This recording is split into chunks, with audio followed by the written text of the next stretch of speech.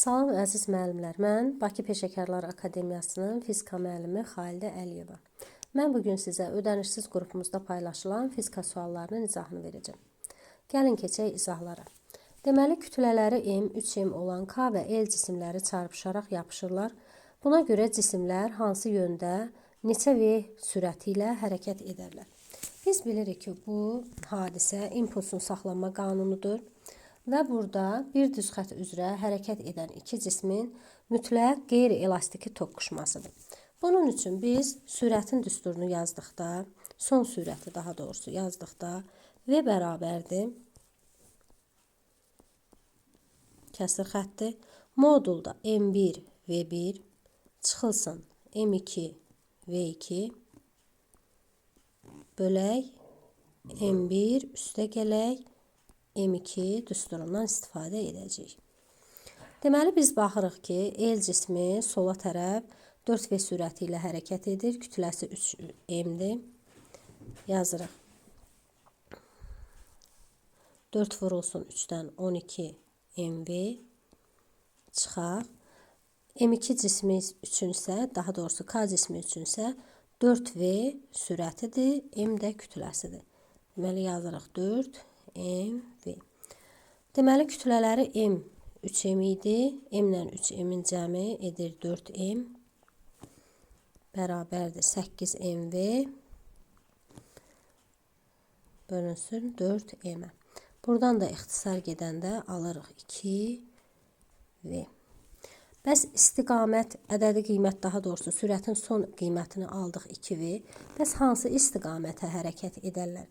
Deməli, baxırıq, hansı cismin impulsu çoxdursa, həmin cismin istiqamətində hərəkət edir. Deməli, L-in hərəkət yönündə 2V sürəti ilə. Cavab olur D variantı. Keçək növbəti sualın izahına. Bizə deyilir ki, iplərdəki gərilmə qüvvələrinin nisbətini hesablayın.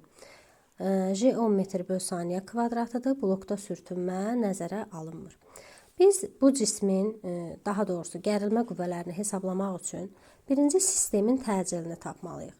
Sistemin təcili, baxırıq ki, bu cismə, 6 kiloqramlıq cismə təsir edən qüvvə 60 newtondur. 33 kiloqramlıq cismə təsir edən qüvvə isə 30 newtondur. Deməli, bu sistem belə saat əqrəbi istiqamətində hərəkət edir. Və biz burada təcili tapaq. A bərabərdir. Təcil əvəzləyici qüvvə bölünsün sistemin kütləsidir. M sistem bərabərdir. Əvəzləyici qüvvə 60 çıxaq 30 bölək 6 ilə 3-ün cəmi. 6 kiloqram üstə gələk 3 kiloqram. Eləyir 9 kiloqram. Deməli, 30 bölək 9-dan alırıq ki, 10 bölək 3 metr bölünsün saniyə kvadratı təcilimiz var. İndi gəlin biz bu ipdəki gərilmə qüvvəsini tapaq. Yəni, T2 ipində, daha doğrusu T2 gərilmə qüvvəsini. T2 gərilmə qüvvəsini tapanda biz görürük ki, sistem aşağıya doğru hərəkət edirsə, onda deməli 60 newtonluq qüvvə T2 qüvvəsindən daha çoxdur. Və biz bunun üçün Newtonun ikinci qanununu yazsaq, yazırıq 60 çıxılsın T2 bərabərdir 6 kiloqram vurulsun təcil yazmalıyıq. Təcilin yerinə də yazırıq 3 bölünsün 10. Burada 3 ilə 6 ixtisar gedir, qalır 2. Olur 60 çıxılsın T2 bərabərdir 20-yə. T2 bərabərdir 40 newton. Gəlin indi biz T1 ipindəki gərilmə qüvvəsini tapaq. T1 ipindəki gərilmə qüvvəsini tapmaq üçün baxırıq ki, sistem yuxarı doğru hərəkət edir burada. Yuxarı doğru hərəkət edirsə, deməli T1 gərilmə qüvvəsi daha çoxdur.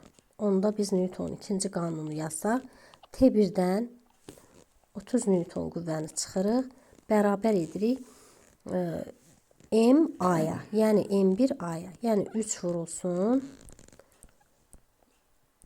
10 bölünsün 3 təcilmizdir. 3 ilə 3 ixtisar gedir. Burada qalır T1 bərabərdir.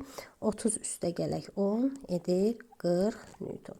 Və bizdən də soruşur ki, T1 gərilmə qüvvəsinin T2 gərilmə qüvvəsinə olan nisbətini tapın. Biz də yazırıq 40 Newton bölək 40 Newton alınır. Deməli 1. Cavab olur A variantı. Ümumiyyətlə biz bunu həll edib tapdıq. Amma bunu həlsiz də belə düşünmək olar ki, eyni ipdə eyni gərilmə qüvvəsi olur. Ona görə də eyni ipdə eyni gərilmə qüvvəsidirsə, deməli bu ip dəyişmədiyi üçün həmin gərilmə qüvvələrinin ədədi qiyməti bir-birinə bərabərdir. Ona görə də həmin gərilmə qüvvələrinin nisbəti bizə 1 verəcək. Keçək növbəti sualın izahına. Deməli, bizə verilmiş cismə təsir edən ağırlıq qüvvəsinin yer səthindən olan hündürlükdən asılılıq qrafiki verilmişdir.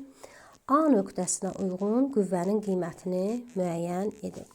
A nöqtəsinə uyğun qüvvənin qiymətini tapmaq üçün biz belə bir düstur bilirik. Müəyyən hündürlükdə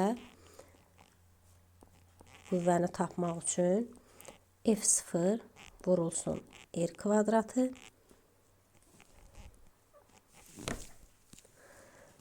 bölünsün R plus H-ın kvadratı.